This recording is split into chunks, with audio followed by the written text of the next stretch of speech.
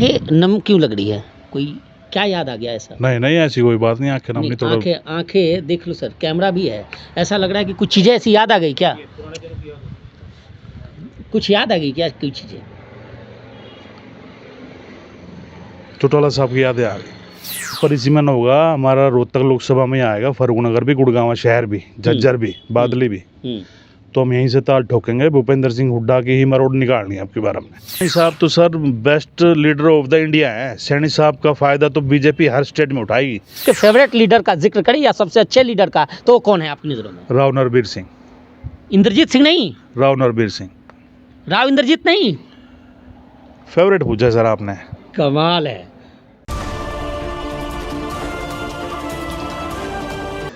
अमूमन राजनीति में लोग कहीं ना कहीं सत्ता की लोलुपता लिए आते हैं और उनका मुख्य उद्देश्य चुनाव लड़ना होता है। कई बार तो राजनेता यहाँ तक कहते हैं कि कुछ लोग उनके पास आते हैं, उनके साथ अपना बैनर लगाते हैं और कल होकर उन्हें टिकट मांगते हैं और टिकट नहीं मिलने पे उसी नेता की बुराई भी करते हैं। अमूमन मेरा भी राजनीतिक पत्रकारिता में ऐसे लोगों से वास्ता पड़ा, लेकिन आज हम एक ऐसे शख्स के पास पहुंचे हैं जो करीब 25 सालों से राजनीति कर रहे हैं, कई दलों में रह चुके, लेकिन अभी तक चुनाव की लालसा उनके अंदर नहीं जगी है। वो राजनीति में आने के पीछे कहीं ना कहीं अपने लोगों का काम करवाना या फिर ऐसे लोगों की सेवा करना जो राजनीतिक पृष्ठभूमि से न रहते हुए प्रशासनिक कार्यों में विफल होते हैं। ऐसे ही एक शख्स के साथ आज हम पहुंचे हैं और हरियाणा की तमाम राजनीति की चर्चा करेंगे। कांग्रेस, बीजेपी, जेजेपी और इनेलो समेत कई दलों की चर्चा करेंगे और आज क्या स्थिति है इन दलों की और वास्तव में राजनीति की क्या स्थिति है, इस प्रदेश की क्या स्थिति है, तमाम मुद्दों की चर्चा करेंगे। हमारे साथ वरिष्ठ नेता रवि खुराना जी हैं। खुराना जी, स्वागत है आपका। हाँ जी सर, आपका भी बहुत बहुत स्वागत सुशील जी, आपकी पूरी टीम का और सभी दर्शकों को मेरी राम राम। मैं कुछ लोगों से जब पूछ रहा था तो उन्होंने कहा कि रवि खुराना इंटरव्यू देते ही नहीं है, बोलते ही नहीं है, वो कहते हैं कि मेरा काम केवल काम करना है, मैं कैमरे पर क्यों आऊँ। कई बार मैंने भी आपको कॉल किया, आज आप आखिरकार मेरे पकड़ में आ ही गए हो। हाँ जी, आपका चैनल का नाम ही पकड़ू.com है, तो आपके पकड़ में तो आना ही था सर। मैं शुरुआत करूंगा, सबसे पहले तो ये जानूंगा कि सर 25 साल से आप राजनीति कर रहे हो, लेकिन चुनाव लड़ने की लालसा आपके अंदर क्यों नहीं जगी? देखो सर, हर एक का अपना अपना मोटिव होता है राजनीति में आने का। हमारा अभी तक ऐसा कोई प्लान नहीं था कि मैंने कोई चेयरमैन बनना है, एमएलए बनना है, एमपी बनना है। पर मैं सुशील जी आपके चैनल के माध्यम से ये बताना चाहूँगा कि आने वाला 2029 का लोकसभा चुनाव मैं रोहतक लोकसभा से लड़ूंगा। अच्छा, लोकसभा चुनाव लड़ोगे सर? हाँ जी, रोहतक लड़ेंगे चुनाव सर। मतलब 13 साल तक जिस तरह महाभारत में पांडवों ने पूरी तैयारी की थी और उसके बाद चुनाव भी 25 साल से इस तैयारी में थे और आखिरकार 25 साल बाद चुनाव लड़ने की बात कर रहे हो? हाँ जी बिल्कुल, चुनाव लड़ेंगे जी और भारतीय जनता पार्टी से टिकट लाकर मैदान में आएंगे जी और दीपेंद्र सिंह हुड्डा को चारों खाने चित मारेंगे जी। अभी आप बीजेपी में हैं? भारतीय जनता पार्टी ज्वाइन करी है मैंने मुख्यमंत्री के नेतृत्व में 6 सितंबर 2024 को। मैं आपके बारे में जब रिसर्च कर रहा था, पूछ रहा था, तो लोगों ने बताया कि आप इंडियन नेशनल लोक दल में बड़ी लंबी पारी आपने खेली है, काफ़ी सालों तक आप रहे इनेलो में। मेरे राजनीतिक पारी की शुरुआत ही चौधरी देवीलाल की नीतियों की वजह से। मैंने ओम प्रकाश चौटाला जी के नेतृत्व में मैंने इनेलो ज्वाइन कर दी 2004 में। क्यों ज्वाइन किया था? मैं उनकी चौधरी देवीलाल की नीतियों से बहुत ज़्यादा प्रभावित हूँ। नहीं रवि जी, कोई ऐसी परिस्थिति 2004 में आई हो कि आपने सोचा कि चलो ठीक है, अब राजनीति का रुख करते हैं और पॉलिटिकल पार्टी ज्वाइन करते हैं? नहीं, कोई ऐसी बात नहीं थी। मेरा बचपन से ही शौक रहा है कि मैं चौधरी देवीलाल की नीतियों पर चलकर। कौन सी नीति का भी जिक्र कर दूं? किसान का मेरे मजदूर वर्ग की पार्टी थी चौधरी देवीलाल की, मैं उन्हीं से प्रभावित होकर मैंने इनेलो ज्वाइन करी थी 2004 में। आप प्रॉपर हैं कहाँ से? फर्रुखनगर से। आप पंजाबी हैं? जी जी। तो पंजाबी हो, फर्रुखनगर से हो सर, और रोहतक जाट बाहुल्य सीट है, वहाँ से लोकसभा चुनाव लड़ने की बात कर रहे हो? जो परिसीमन होगा हमारा रोहतक लोकसभा में आएगा, फर्रुखनगर भी, गुड़गांव शहर भी, झज्जर भी, बादली भी। तो हम यहीं से ताल ठोकेंगे। भूपेंद्र सिंह हुड्डा की ही मरोड़ निकालनी है आपके बारे में। मरोड़, चलो इस शब्द पे मैं आऊँगा, आप मरोड़ का जिक्र करें, हरियाणा का बड़ा फेमस शब्द है, लेकिन उससे पहले मैं ज़रा ये जानना चाहूँगा, दर्शक भी जानना चाहेंगे कि कितने सालों तक इंडियन नेशनल लोक दल में रहे और आखिरकार इनेलो से मोह भंग कैसे हुआ? इनेलो समूह भंग का यही कारण था जी, जब चौटाला साहब जेल में गए थे, जब तक कोई दिक्कत नहीं थी किसी भी पार्टी के वर्कर को, किसी भी कार्यकर्ता को, किसी भी पदाधिकारी को। जब इनका 2018 में गोहाना में रैली हुई, ताऊ देवीलाल के जन्मदिन वर्ष पर 108वीं रैली थी, 108वीं जयंती थी ताऊ देवीलाल के जन्मदिन की, उसके ऊपर इनका झगड़ा हो गया, परिवारवाद हो गया, इस वजह से हमारा मोह भंग हो गया इस पार्टी से, इनेलो से। तो आप कितने साल तक रहे आप? मैं चौधरी साहब के साथ रहा हूँ जी 17 साल। 17 साल जी। और मोह भंग इस वजह से हुआ तो आपने पार्टी को अलविदा कह दिया? नहीं, फिर मैंने दुष्यंत जी के साथ भी काम किया है 3 साल। अच्छा जी। जेजेपी आपने ज्वाइन कर लिया? जी जी। आंखें नम क्यों लग रही है, कोई क्या याद आ गया ऐसा? नहीं ऐसी कोई बात नहीं, आंखें नम नहीं, थोड़ा आंखें देख लो सर, कैमरा भी है, ऐसा लग रहा है कि कुछ चीज़ें ऐसी याद आ गई क्या? कुछ याद आ गई क्या कोई चीज़ें? चौटाला साहब की यादें आ गई। अच्छा जी। अमूमन होता भी, आप अभी उनकी वो डेथ हुई उस पर आप गए थे? जी गया था जी, मैं तेजाखेड़ा फार्म गया था, चौधरी साहब को श्रद्धांजलि अर्पित करके आया था और मिल के भी आया था परिवार से। तो अब दोबारा उधर जाने का मन नहीं है? राजनीतिक रूप से तो हमारा कोई मतलब नहीं रहा है, मैं तो रहती ज़िंदगी तक भारतीय जनता पार्टी में ही रहूँगा। बीजेपी आपने क्यों ज्वाइन किया? मैंने बीजेपी के ज्वाइन करने का एक बड़ा कारण ये रहा सुशील जी, चौधरी देवीलाल का मूर्त रूप देखा मैंने नायब सिंह सैनी में, वही चौधरी देवीलाल वाला पैटर्न, वही 6 फुट की हाइट, वही अपने काफिले रोकना, लोगों से मिलना, लोगों से रात के 2-2 बजे तक मिलना। चौधरी देवीलाल को का मूर्त रूप हरियाणा को नायब सिंह सैनी के रूप में बीजेपी ने दिया है। आपका डीपी में देख रहा था, डीपी पे आपने नायब सिंह सैनी के साथ फोटो लगा रखी है, उनसे कुछ विशेष लगाव दिख रहा है आपको? मैं तो उनसे बहुत ज़्यादा, उनकी सादगी से, उनके सरलता से, उनके स्वभाव से बहुत ज़्यादा प्रभावित है सर।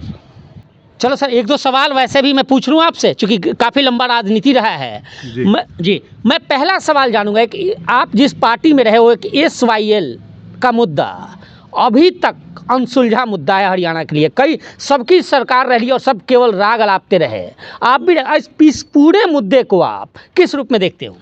कोई सर अनसुलझा मुद्दा नहीं है, ये तो 2003 में माननीय सुप्रीम कोर्ट ने हरियाणा के पक्ष में अपना निर्णय सुना दिया। उसके बाद जितनी भी सरकारें आई पंजाब में, उनकी तरफ से ही इस मामले की अनदेखी हुई है। आज केजरीवाल भगवंत सिंह मान की सरकार है पंजाब में, उनकी तरफ से ही है ना, तो सुप्रीम कोर्ट ने तो बिल्कुल हरियाणा के पक्ष में निर्णय दिया हुआ है। SYL में हरियाणा की तरफ से कोई दिक्कत नहीं है। अच्छा, तो उस वक्त अगर दिक्कत नहीं है तो आप 20 साल 17-18 साल तक जिस पार्टी में रही इनेलो ने, अगर वो चाहती, उस वक्त ओम प्रकाश चौटाला जिनके फ़ैन हो, आप कह रहे हो देवीलाल के फ़ैन हो, वो चाहते तो मुद्दा सुलझ सकता था। हाँ, तो उन्हीं की सरकार में तो 2003 में सुप्रीम कोर्ट में हम जीते थे। उसके बाद 2004 में कांग्रेस आ गई थी हरियाणा में।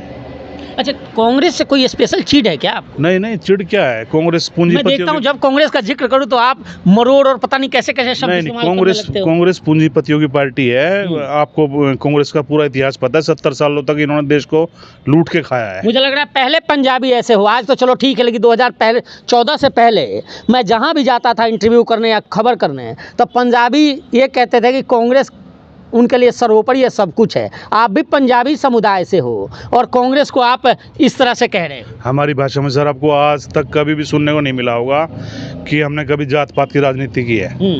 मनोहर लाल खट्टर 10 साल तक हरियाणा के मुख्यमंत्री रहे, पंजाबी थे।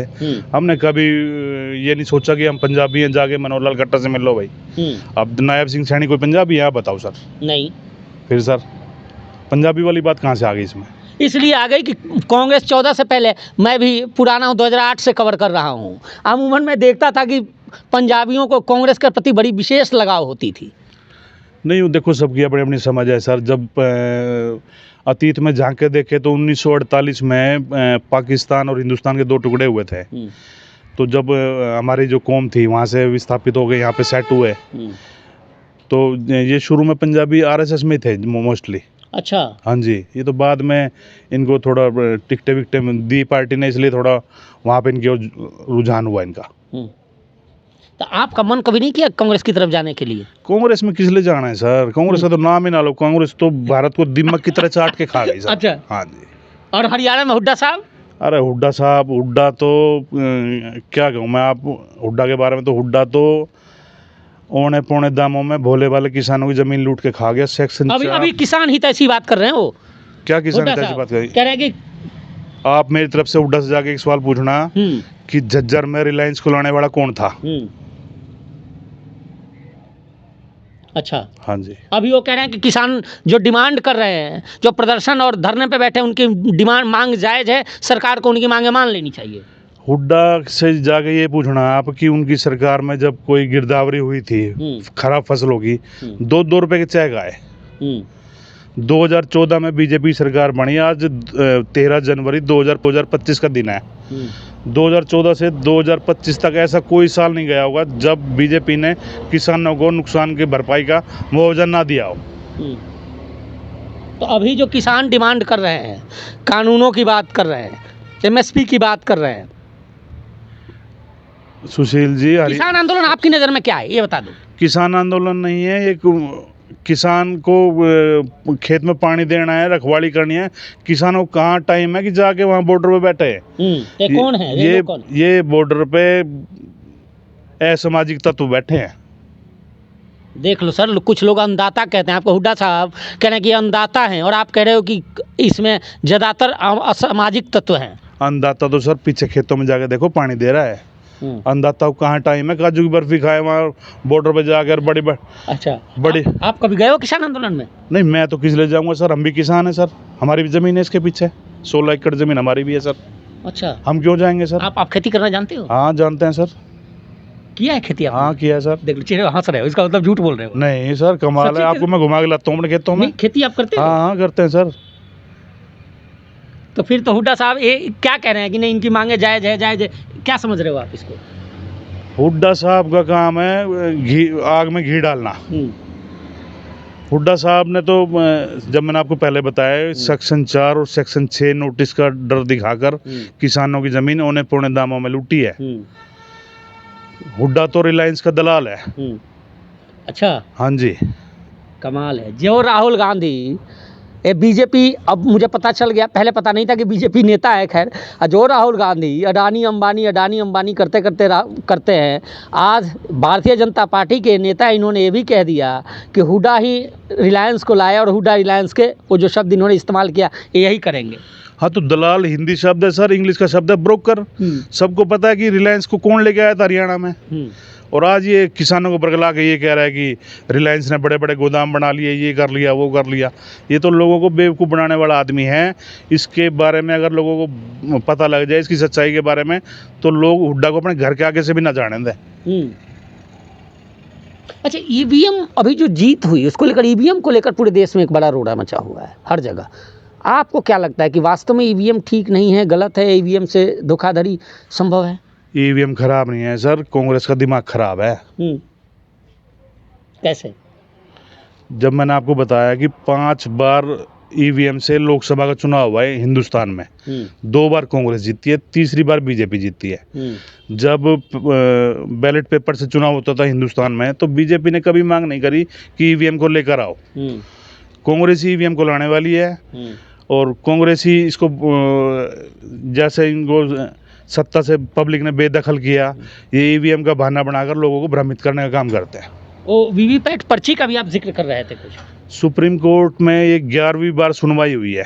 सुप्रीम कोर्ट के सिटिंग डबल जज ने ये फैसला सुनाया कि अब की बार इसके बारे में कोई सुनवाई नहीं होगी, और आए तो जुर्माना भी लग सकता है तुम्हारे ऊपर। 20,448 वीवीपैट पर्चियों मिलान ईवीएम के साथ किया गया, एक भी पर्ची गलत नहीं निकली। आप एक बात बताइए, ईवीएम से चुनाव दिल्ली में नहीं हुआ, ईवीएम से चुनाव कर्नाटक में नहीं हुआ, ईवीएम से चुनाव झारखंड में नहीं हुआ, बिल्कुल हुआ। ईवीएम से चुनाव पहले राजस्थान में नहीं हुआ। फिर ये क्या कोई सवाल ही नहीं है ईवीएम का। इनके पास कोई बात नहीं है सिवाय ईवीएम को लेकर। अच्छा, हरियाणा में आप हो, हरियाणा में लंबा राजनीतिक अनुभव भी रहा है आपका। किस मुख्यमंत्री की ब्यूरोक्रेसी की अगर जिक्र करें तो सबसे बेहतरीन ब्यूरोक्रेसी किस सीएम की रही है? सबसे ज़्यादा अच्छा ब्यूरोक्रेसी तो सुशील जी पहले तो ओम प्रकाश चौटाला जी थे और आज के टाइम में नायब सिंह सैनी है। मुख्यमंत्री खट्टर की नहीं रही है, वो भी आपकी बीजेपी के 2 बार के चीफ मिनिस्टर। नहीं, जो असल बात है वो बता रहा हूँ मैं आपको। खट्टर साहब और सैनी साहब में आप सैनी साहब को बेस्ट ज़्यादा अंक दे रहे हो। सैनी साहब तो sir best leader of the India है। सैनी साहब का फ़ायदा तो बीजेपी हर स्टेट में उठाएगी। सैनी साहब के स्वभाव का फ़ायदा तो अब दिल्ली में भी लेंगे हम। बीजेपी 45+ सीटें जीतेगी दिल्ली में। दिल्ली में 45+ सीटें। दिल्ली की क्या आंकलन आपने 45+ कैसे जीतने का अनुमान आप लगा रहे हो? बस देख लिया केजरीवाल के गोलमाल को भी पब्लिक देख लिया। केजरीवाल के बहकाव में अब पब्लिक नहीं आएगी। आप सीएम सैनी को बेस्ट बता रहे हो। निकाय चुनाव होना है, पहली परीक्षा होने जा रही है नायब सिंह सैनी की। नायब सिंह सैनी की तो पहली परीक्षा सर 5 अक्टूबर 2024 में हो चुकी। नायब सिंह सैनी तो 48 सीट जीतकर अपना लोहा मनवा चुके हैं। अब निकाय चुनाव है, निकाय चुनाव में बीजेपी क्या लेकर जाएगी? निकाय चुनाव में सर हमारे ज़िले में गुड़गांव में चुनाव 36 वार्ड है। 36 के 36 वार्डों में बीजेपी क्लीन स्वीप करेगी। 20 मानेसर भी है। मानेसर भी जीतेंगे सर। अगर आपकी नज़र में पूछूं कि सबसे कई मुख्यमंत्री रहे, कई प्रधानमंत्री रहे, सबसे बेस्ट प्रधानमंत्री आपकी नज़र में कौन है? नरेंद्र सिंह मोदी। अभी हैं इसलिए कह दिया? नहीं, आपने हाँ। पूछा बेस्ट कौन है। अच्छा, अभी तक के बेस्ट है जी। आप मुख्यमंत्री में अभी तक में?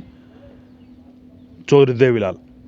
कमाल है। मैं सोच रहा था कि आप कंफ्यूज हो जाओगे कि नायब सिंह सैनी या फिर ओम प्रकाश चौटाला, लेकिन आपने देवीलाल का जिक्र कर दिया, बहुत अच्छा लगा। दक्षिणी हरियाणा, जिस दक्षिणी हरियाणा में हम बैठे हैं, यहाँ कई लीडर हैं और यहाँ सबसे आपके फेवरेट लीडर का जिक्र करें या सबसे अच्छे लीडर का, तो वो कौन है आपकी नज़रों में? राव नरबीर सिंह। इंद्रजीत सिंह नहीं? राव नरबीर सिंह। राव इंद्रजीत नहीं? फेवरेट पूछा सर आपने। कमाल है, कमाल है। राव नरबीर सिंह क्यों? बस पाक साफ नेता मैंने अपने दक्षिण हरियाणा में कोई नहीं देखा। राव नरबीर जैसा? जी। राव इंद्रजीत के साथ आपका वास्ता रहा है? नहीं, राव साहब से कोई वास्ता नहीं। राव नरबीर के साथ रहा है। राव साहब तो पार्टी अभी ज्वाइन करी है उन्होंने हमारी 2014 में। हाँ। पहले कांग्रेस में इतिहास रहा है उनका। राव इंद्रजीत से हमारा कोई वो नहीं। राव नरबीर सिंह की क्या अच्छी लगती है आपको? क्या चीज़ अच्छी लगती है? उनका बिल्कुल जो साफ, जो भी कहना साफ कहना। हाँ भी, मुंह पे कहना। जी। इसीलिए वो ज़्यादा पसंद है जी। कि क्षेत्रीय जितनी पार्टियां हैं प्रदेश में, कई प्रदेशों में, उनका क्या कुछ होने वाला है भविष्य में? देखो सर, अब आने वाली जो राजनीति है, जो अगला चुनाव है, ये तो मान के चलो आपकी राष्ट्रीय पार्टियों में चुनाव रहेगा सर। क्षेत्रीय पार्टी खत्म हो जाएंगी? क्षेत्रीय पार्टी सर धीरे धीरे लुप्त हो जाएंगे। विलुप्त हो जाएंगे। हाँ जी। चलो, मैं एक शुरुआत में आपने कही थी कि आप रोहतक लोकसभा जो परिसीमन के बाद जो भी बनेगा और जहाँ से दीपेंद्र हुड्डा चुनाव लड़ेंगे, आपने ये कही या रोहतक लोकसभा कही है? सर जो अब नया परिसीमन होगा, नए परिसीमन 2027 में होगा, 2029 में लोकसभा का चुनाव होगा। जैसा भी परिसीमन होगा, जैसा कि सुनने में आ रहा है, लगभग यही तय मान के चलो आप, गुड़गांव शहर भी झज्जर के नाम से लोकसभा क्षेत्र बनने जा रहा है। फर्रुखनगर भी, बादली भी, झज्जर भी, बेरी भी। रोहतक झज्जर लोकसभा से चुनाव लड़ेंगे सर। दीपेंद्र सिंह हुड्डा को चारों खाने चित मारेंगे सर। कोई स्पेशल उनसे कोई विशेष खुंदक है क्या आपको कि बार बार उनके बारे में? हमें वो सर सांसद है, वहाँ से सिटिंग एमपी है, और किसके बारे में बोलूं सर? हमने चुनाव जब वहीं से लड़ना है तो उसके बारे में फील्ड में निकलना अभी से शुरू कर दिए? हाँ 5 जी। साल पहले पूरे रोहतक लोकसभा में एक एक घर जाके बापू बेटे की सच्चाई उजागर करूंगा, और इसकी शुरुआत में आपके कैमरे पे कह रहा हूँ, सांगी गांव से करूंगा। क्या बात, क्या कुछ उजागर करोगे तो बता दो। इनके जो काले कारनामे वो उजागर करेंगे सर। आपको 1 महीने में सबूत के साथ दिखाएंगे। अच्छा, आप अभी जो चुनाव होंगे, निगम चुनाव, निकाय चुनाव, उसमें भी संगठन में तो आप कोई पद नहीं लिया ना? नहीं, कोई पद नहीं है सर। तो आप ऐसे ही जाकर लोगों को बीजेपी का प्रचार करोगे? तो सर एक बात बताओ, 2014 से पहले नायब सिंह सैनी का आप इतिहास उठा के देखो, कोई पद नहीं था उनके पास। आज वो मुख्यमंत्री हरियाणा का। बीजेपी की ऐसी पार्टी है सर, एक आम कार्यकर्ता को भी किसी भी उच्च पद पर भी बिठा सकती है। हम तो अपनी पार्टी के दम पे आपको ये बात बोल रहे हैं सर। मतलब तय है कि चुनाव लड़ोगे ही लड़ोगे? हाँ जी, लड़ेंगे सर, लड़ेंगे चुनाव। चलिए, अगर यहाँ प्रदेश में जो स्थिति अभी चली हुई है, कई लोग करप्शन का आरोप लगा रहे थे, पिछले बीजेपी का ही तीसरा कार्यकाल है, आपको क्या लगता है कि प्रदेश में करप्शन है? Sir corruption free zone Haryana है। करप्शन भूपेंद्र सिंह हुड्डा ने 10 साल में इतना करप्शन कर दिया सर कि लोगों ने उनसे मोह भंग करके तो ये तो बीजेपी को सत्ता सौंपी सर। कोई करप्शन नहीं है सर, कोई करप्शन नहीं। कोई करप्शन नहीं। चलिए, बहुत बहुत धन्यवाद हमसे बात करने के लिए। जी सर जी, सबका धन्यवाद जी, आपका चलिए। बहुत बहुत धन्यवाद।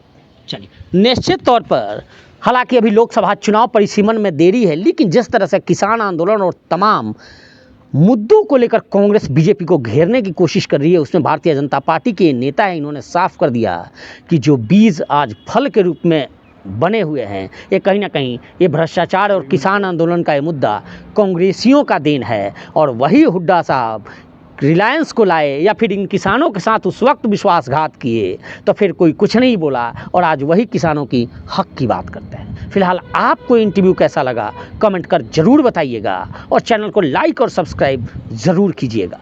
धन्यवाद, नमस्कार।